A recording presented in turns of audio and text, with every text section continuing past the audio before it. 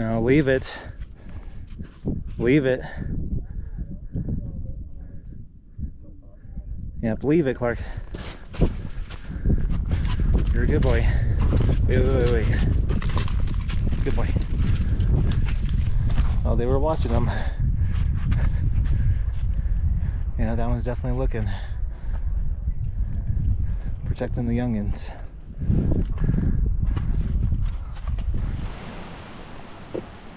All right, good morning. It is the second week of October, and I'm doing Mount Timpanagos with Clarky here. This is the first time he's been on it. This is my fourth time, and I discovered something new today about Mount Timpanagos. So last time I did this was about 2 years ago, and you could just find a parking spot just right at the trailhead. Granted, if it was not busy, all that stuff. But I guess this year, in 2023, they now have a timed parking permit. So you have to do it up to 24 hours in advance. Or I'll have to double check all the details, but you can't get it the day of. And it costs like $6 for a pass. It allows you like a guaranteed spot, basically. Here, let's cross the road, Clark, over here, so we don't get hit. But yeah, anyways, since I didn't know that, I had to come all the way back down about a mile and use one of these turnouts. So that you don't need a permit for, but you have to be completely off the road or they will tow your vehicle. But look at that. Look how cold it looks up there. Brr. So I brought tons of snow stuff. Brought long pants and sweaters and jackets and stuff. And yeah, it's probably 45 degrees right now, and as we reach higher we'll kind of reevaluate. But I was looking online for trip reports, and I was looking at all trails, and people were summiting it yesterday, so we'll see how Clark and I do. All right, time to walk this road for a bit. And on Clark's leash here, take a look. It's just connected to this running harness that I have. That way I can be hands-free. Yeah, so last week I think it snowed for 2 days above like 9,000 feet. But since then, a lot of it has melted, but definitely still cold. Okay, now we're at the junction. So here we go to Timpanagos campground, and right in front of the campground is the trailhead. So maybe another quarter mile longer. But yeah, as you can see here, there's the rangers and the checkpoint. So this is where they do the timed permit.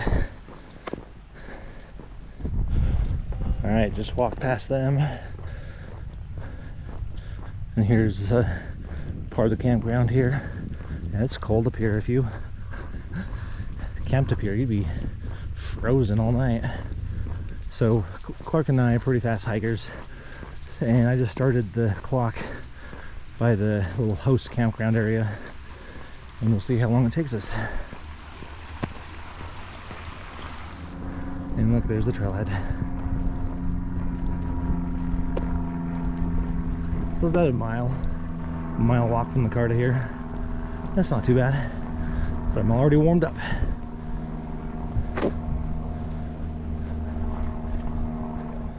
Time tickets required.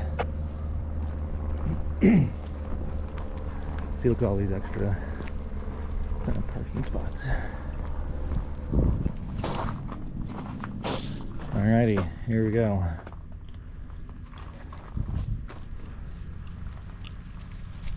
Yep. And this is our path. Quick, come on, let's go. Oh, hold on, wrap around you. Let's go, Clark.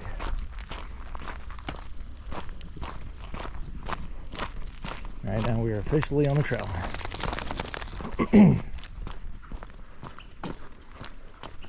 Yeah, it's going to be a long day.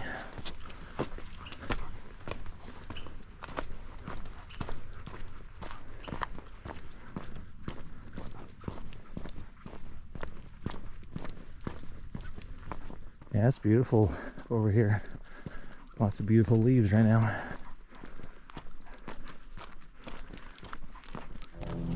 So I think my first time ever doing this hike was in the year 2008, and I hiked it with my friend Ian. And we did it from this trailhead, and we went up to the top, and then we walked along that southern ridge for a while.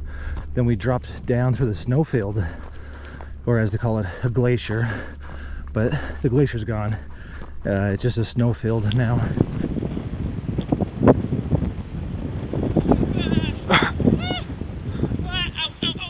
It's so bumpy! Holy shit! Oh, you're going fast. Ouch! Sorry about that. Anyway, so we slid down that and went to Emerald Lake, and then we rejoined up back to this trail. And it was a long day. We got here like at 8 a.m.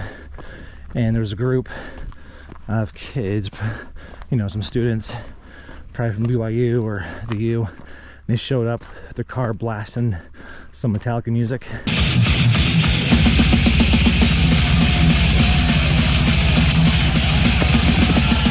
Which I can appreciate. I do love me my Metallica.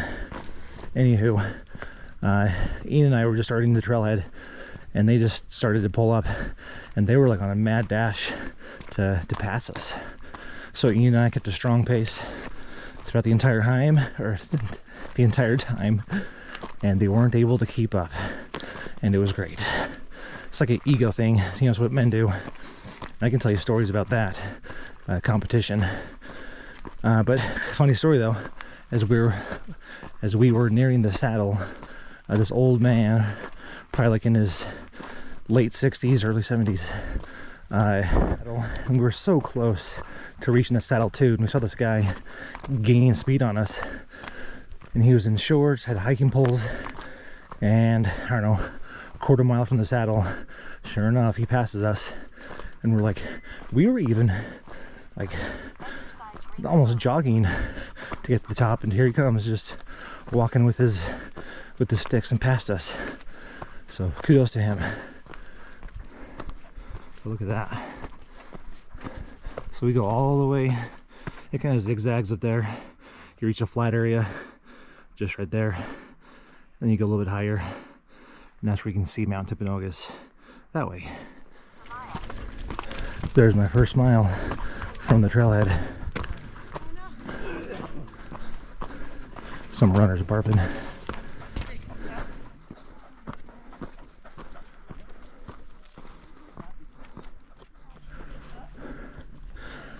I caught up to the group when I first got up to the host, you know, in the parking. They were here as I was walking in, so I caught up. You know, I was a mile behind them, but now I caught up. Yes, I beat them.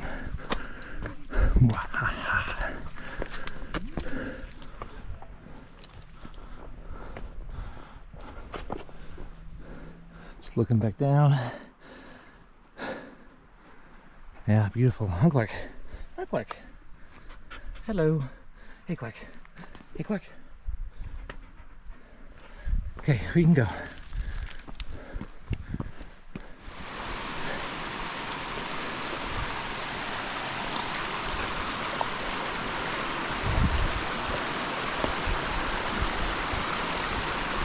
Carlos.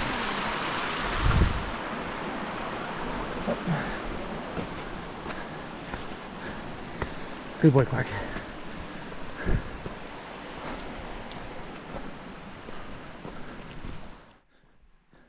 One thing about this hike is that if you have bad knees, bad legs, I would not recommend this one at all, because you're going to be in a world of punishment. So yeah, good luck if you attempt this, and you know about that, because again, it's 4,500 feet up and back down, and it's just kind of relentless. It's not as bad as other hikes, in my opinion, as steepness goes, but still, it is definitely one to wear you down. It's a muddy and wet spot right here.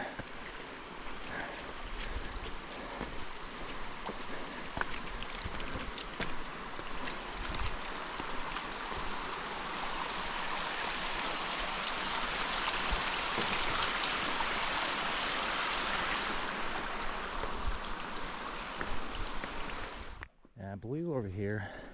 This is where Scout Falls is. But I'll come back down to this on the way back as it warms up and creates more of a water flow. But we keep going up just right here. There's a little switch back here. Yep, not that way, Clark. Well, not yet. On the way back down we will. And this is just right above those falls I was looking up just a minute ago. So you walk across this and it cuts along and goes that way. And then more switchbacks going up. Yeah, you're a good boy, Clark. You're doing great.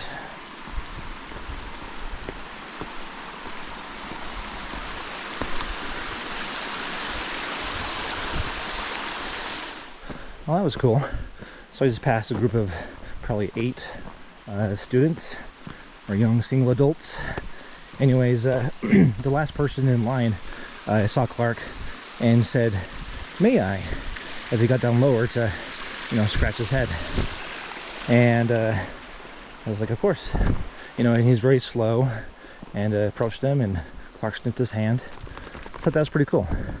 And then I noticed too, the guy didn't say, "Can I pet your dog?" Because of course, you know, physically you can, you got, you know, literally you can. But "may I?" he used the express grammar there, you know, asking for permission. Yeah, so props to him for using the correct grammar and being gentle with Clark.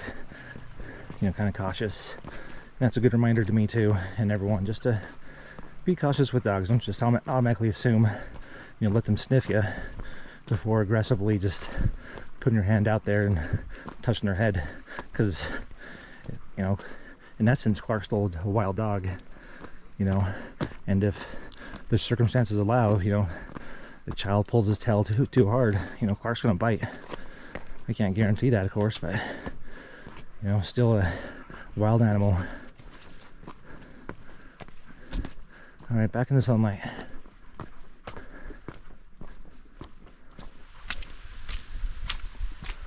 Wow, beautiful. The sunlight coming through, yellow and green trees.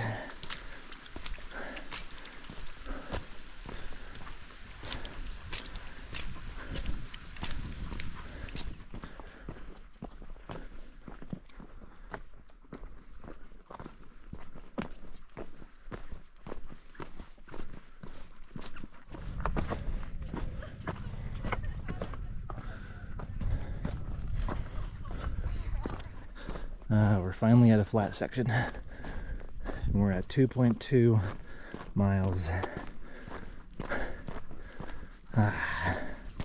Let's see, elevation gain was 1,000 feet. Alright, I just let Clark off leash just for a second. Let out that mental energy of being restricted. But this is kind of our path. So we got some switchbacks. Yep, and then we go up. We don't go up that way, but we go up this way, right over there, and then we cut along the edge there, hike that direction, and we hit the saddle, and then yeah, a little bit longer to the peak. Yeah, look how beautiful it is right now, and how calm and quiet.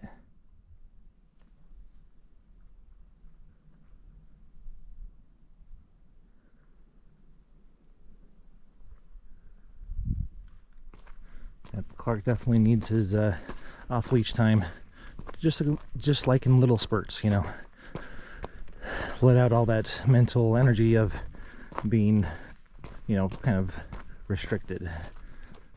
Yeah, in the summertime, these plants are like as tall as me, about 6 foot. You know, it's like a jungle just right here. It's kind of cool.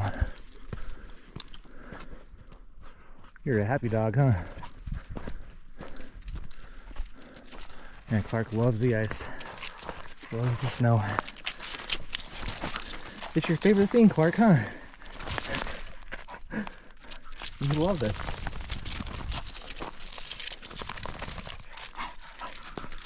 You kind of cool down, yeah?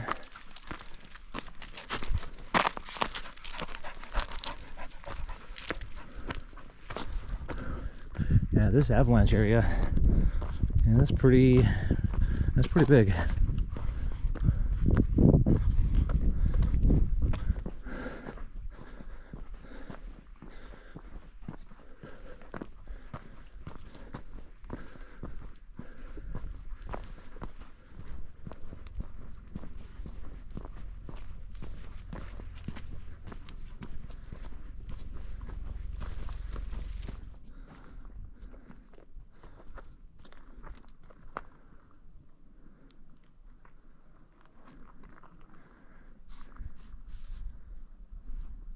Yep, so keeping along this way, you can kind of see the switchback cut into the rocks right there. Or the rocks, I guess the gravel sand keeps going up, crosses right there, and goes up higher.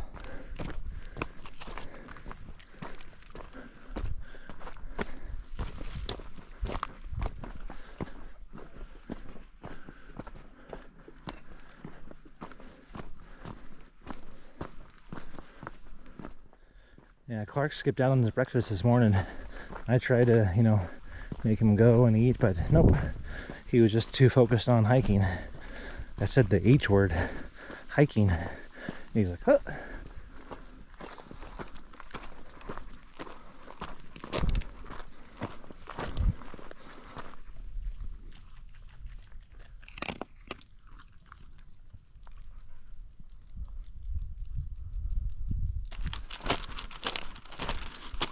Yeah, so you can see it goes up here, and then it cuts this way, and then you can see it kind of cuts up there a little bit, and then it reaches on top of the saddle up there.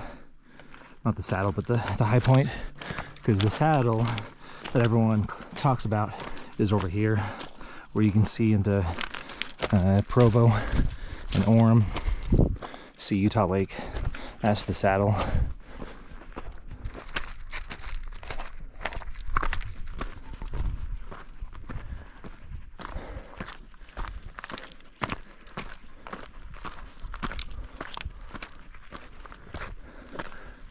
Back in the shade for a second.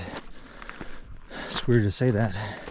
Because when the sun's out and it's hitting you in the face, it gets pretty toasty. Like I'm already kind of sweating. I can't speak. But you know, right here feels good.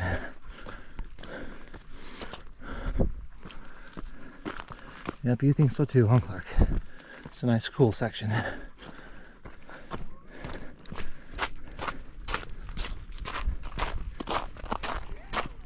This is a cool section.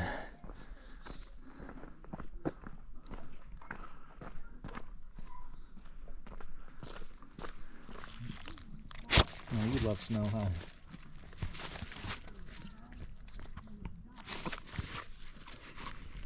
His tail's wagging. Just loves it so much. Okay, come on, Clark, let's go. Oh, hold on. Strangling you. Hold on. Here you go. Good boy. Alright, let's pass the family.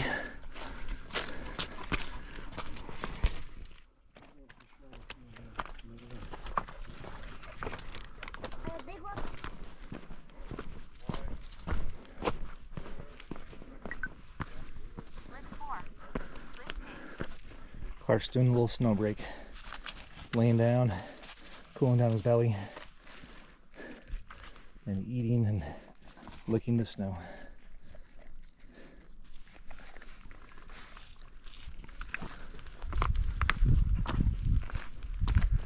Good boy, Clark.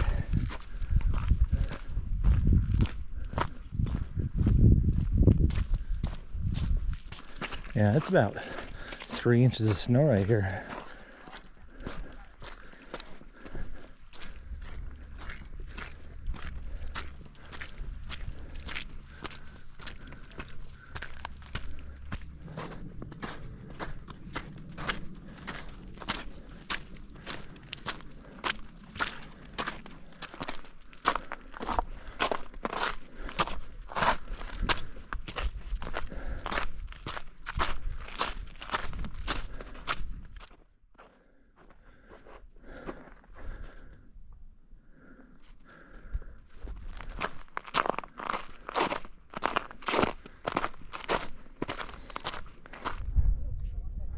All right, Timpanagos Peak is just right a little bit down. You can see the shelter just right there.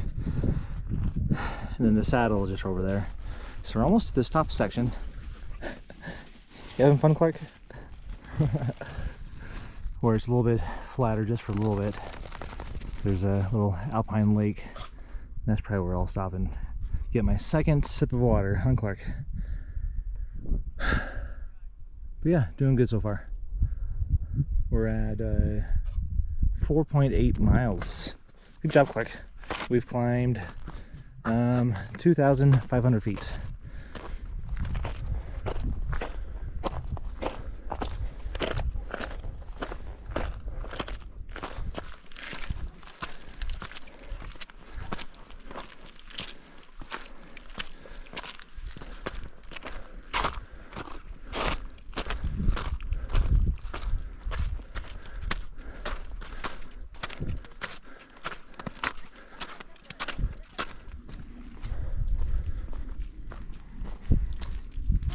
So this sign here, left takes you to Emerald Lake or to the Aspen Grove trailhead. Way over there. Emerald Lake's on the other side of that. But we're taking this path right here. Just kind of zigzags up there, goes to the saddle right there. Yeah, everyone I'm talking to, they made it to the saddle without spikes or snowshoes. But I brought mine. And they're like, yeah, you could probably do it without, but it's just kind of sketchy, obviously. But I brought mine, but we'll go as far as we can.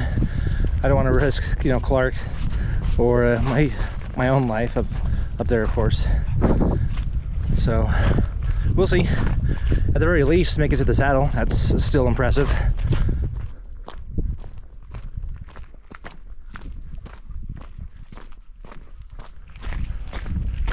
Clark, we go left. Yeah, this way, Clark. This way, this way. Good boy. Yeah, when I get to the saddle, I'll put on my thicker boots and put on the ice trekkers so I can get more grip on the snow. But a little muddy, but not too bad in these hiking shoes.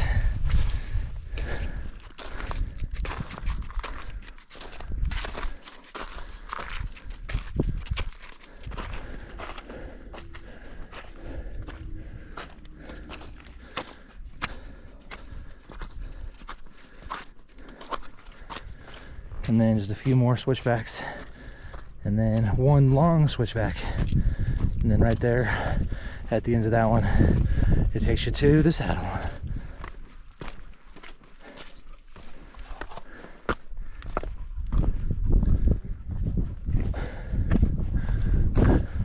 Yeah, you can see people better up on the ridge there.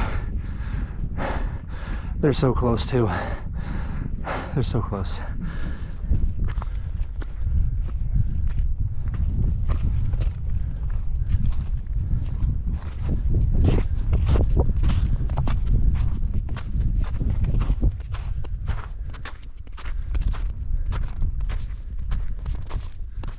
Now you can see that the true summit just right there. Yeah, there's a lot of people going up there. Yeah, this isn't as bad as I thought.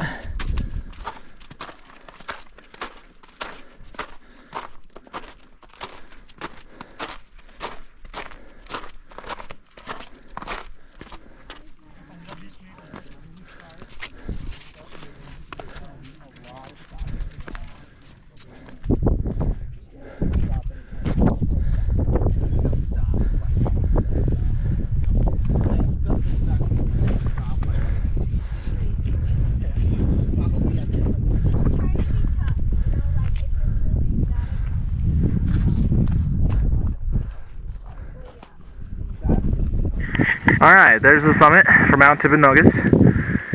Ian and I started at 8:30 in the morning.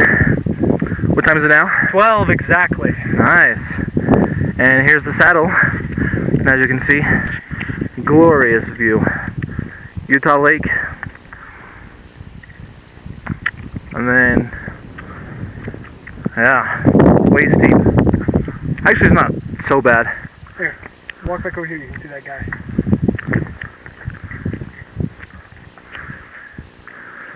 Walking this cliff edge here.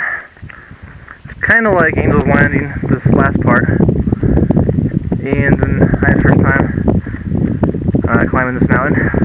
So, and then afterwards, go around a little loop, go down to Emerald Lake. You can see down there, little shelter. And then we plan to go see the airplane crash, like back in the 1950s. So.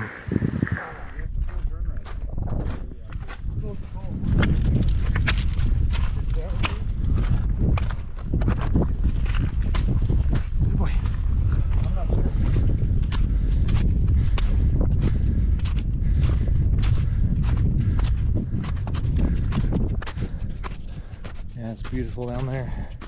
All the fall colors with the juxtaposition of the snow.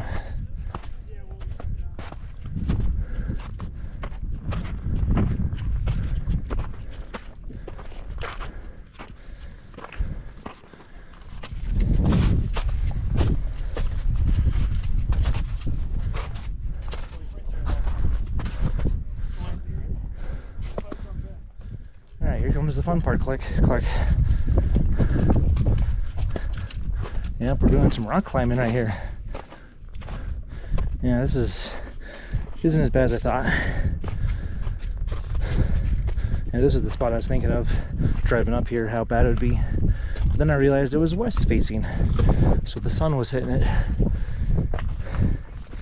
But still, take your time, go slow. Good boy, Clark. Yeah, keep going up.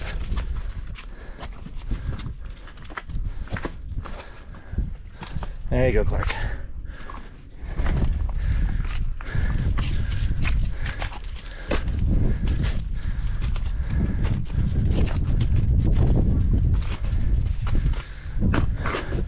Yeah, once we pass this, it'll be just fine.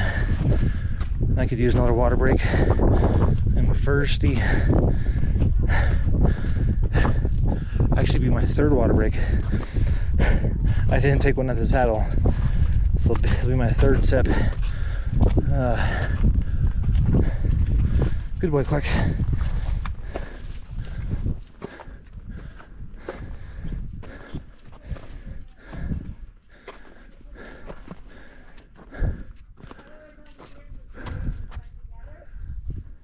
Alright, we got 2 warnings now about mountain goats near the summit.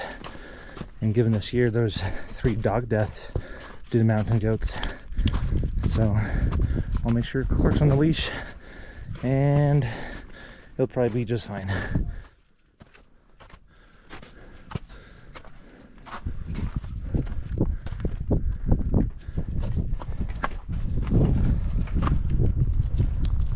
Pretty cool view of the ridgeline here.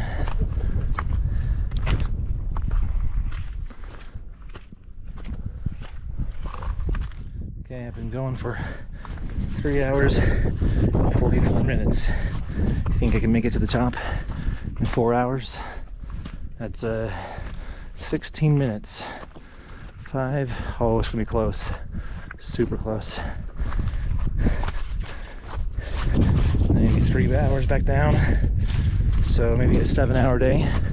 That's not too bad to go 16 miles or more than that. Pretty cool. What do you think, Clark? This is amazing, huh? I hope he just cares about the snow and chasing snowballs.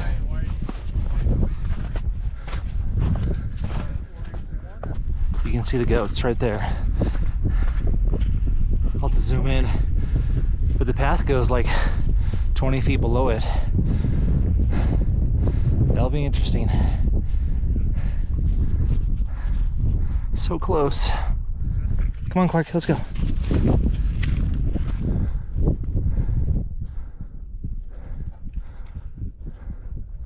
They're so close to the trail and people too. I'm kind of worried about Clark. I might need to hike with the people behind me. You know, safety in numbers for Clark.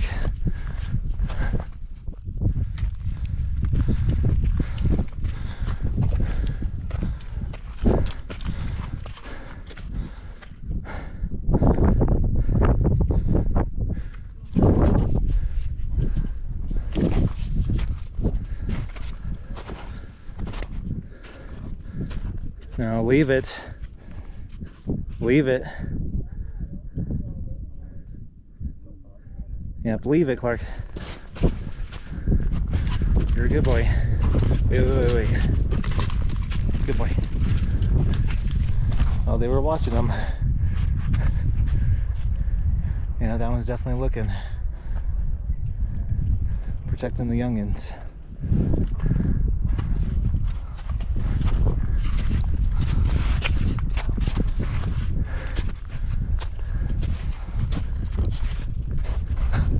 Oh, they're watching.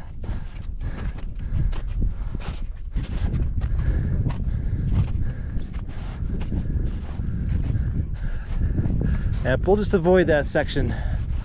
Clark, no. We'll come up here. Up there. Yep, they were definitely curious.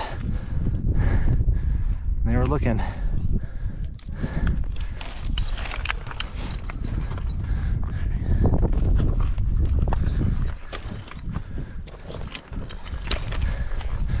Come on, Clark. Okay, come on, Clark, up here. I didn't want to get too close.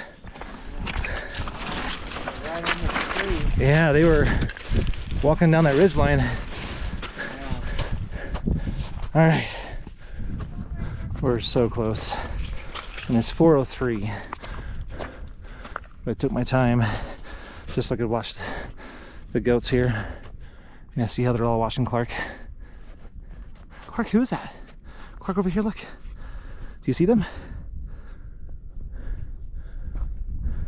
They're all watching you.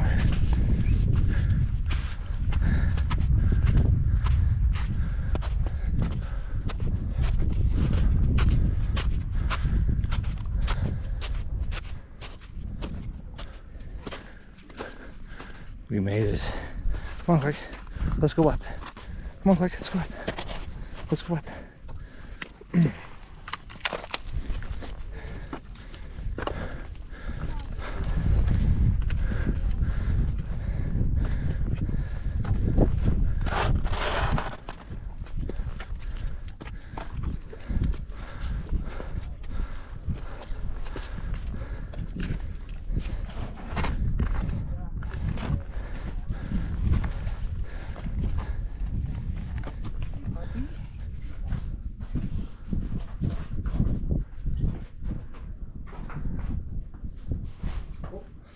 Don't fall off the mountain. Oh. Don't do me like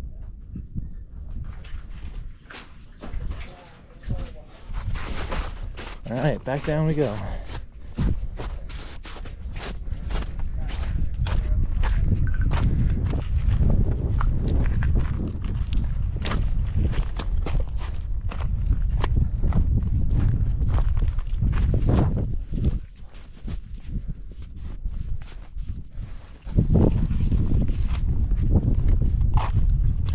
Yeah, such a beautiful day.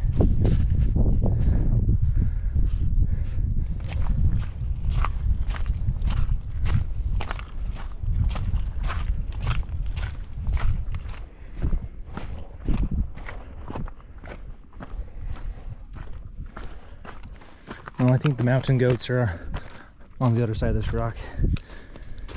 That's good. But that's pretty cool though, how close we got.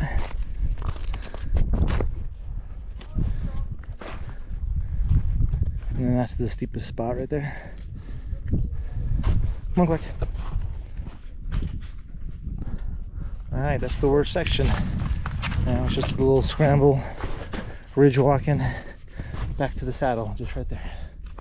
And then I'll finally have my lunch and get some more water and have some celebration Oreos. I only brought up 2 though. That's okay.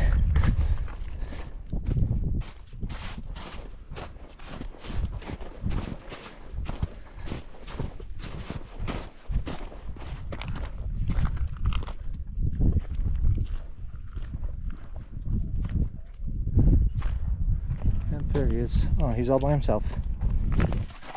Alright, just past the saddle. Had my lunch and my 2 Oreos. They were the birthday cake Oreos.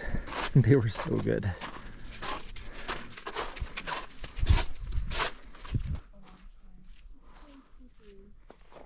Yeah, I thought coming back down would be faster. Okay, let's go. You go through some extremes up here. The cold, the wind, sweating. And as we drop down lower, I'll probably take off this jacket here too. Yeah, look at that green grass mixed in with the snow right here. Mixed in with the cliffs. You know, it's like winter. If I was just to show this side, you'd be like, oh, cool, winter. And then right here, spring. But we're in fall, the second week of October. Clark's still loving it.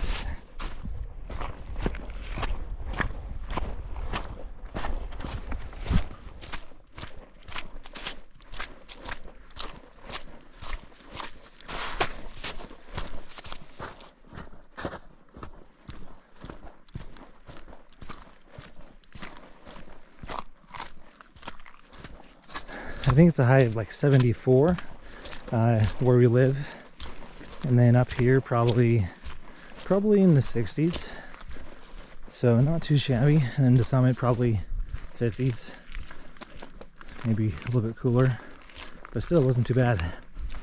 Yeah, if you can get out of the wind, it's pretty nice. Like right here, still as can be.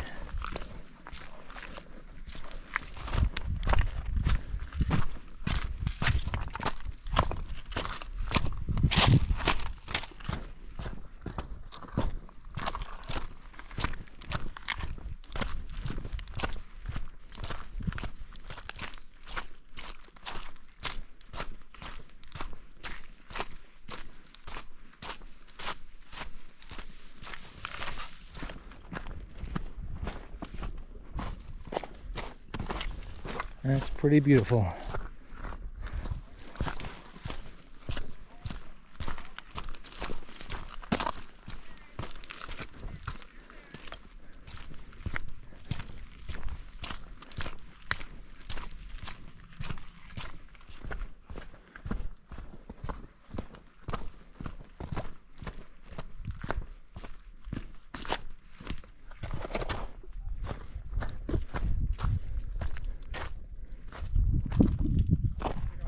Alright, just passed all the snow.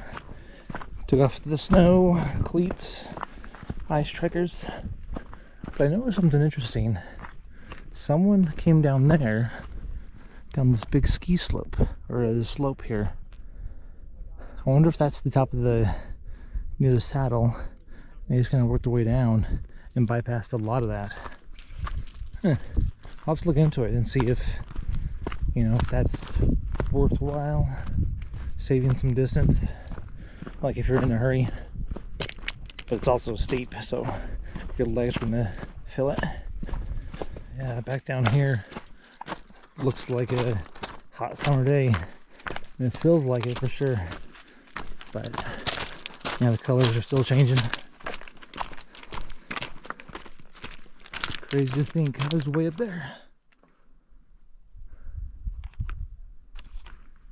Yep, keep going, Clark. You're a good boy.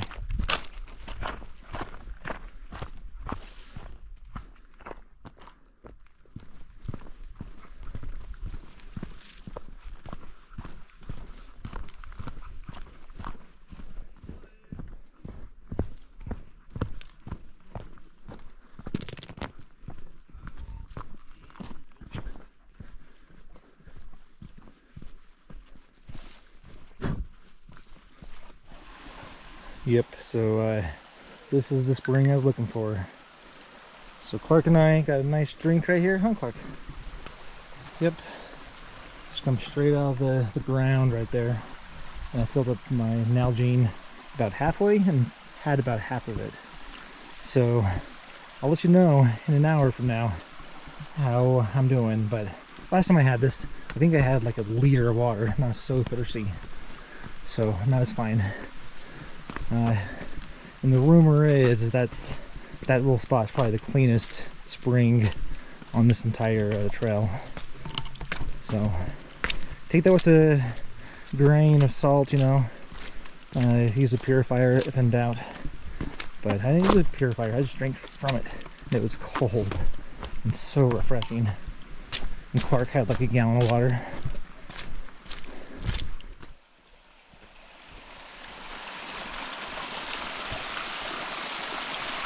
Yeah, that was the spring right above us. So I guess when you see that, the spring's right above you on the next turnaround, switchback.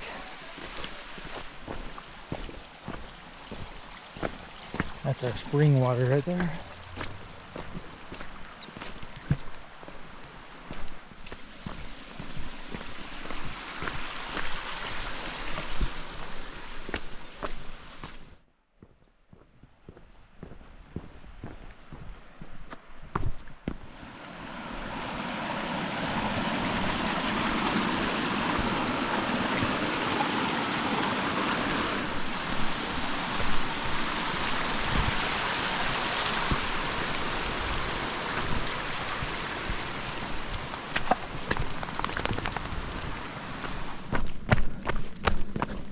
It is 4:57. Definitely not gonna make it by 5.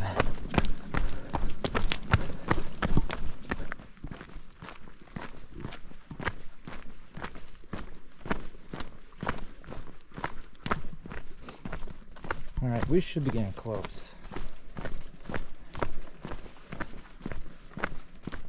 Hey, look at that. There's the parking lot. And I did it. 7 hours and 13 minutes. I'll probably hit the trailhead at 7 hours and 15 minutes of total hiking and rest time. Climbed over 4,200 feet, burned 3,700 calories, and heart rate's doing okay at 114. So 14.85 miles. There we go. 7 hours, 14 minutes, and 30 seconds.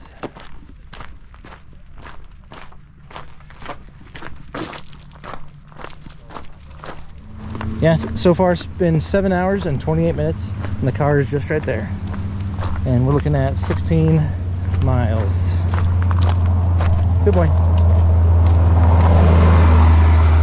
And so now we're gonna drive back, get some Five Guys burgers, just for me though, not for Clark. Clark will have a good dinner for sure. But that's it from Clark and I up in Mount Timpanagos in American Fork Canyon, Utah.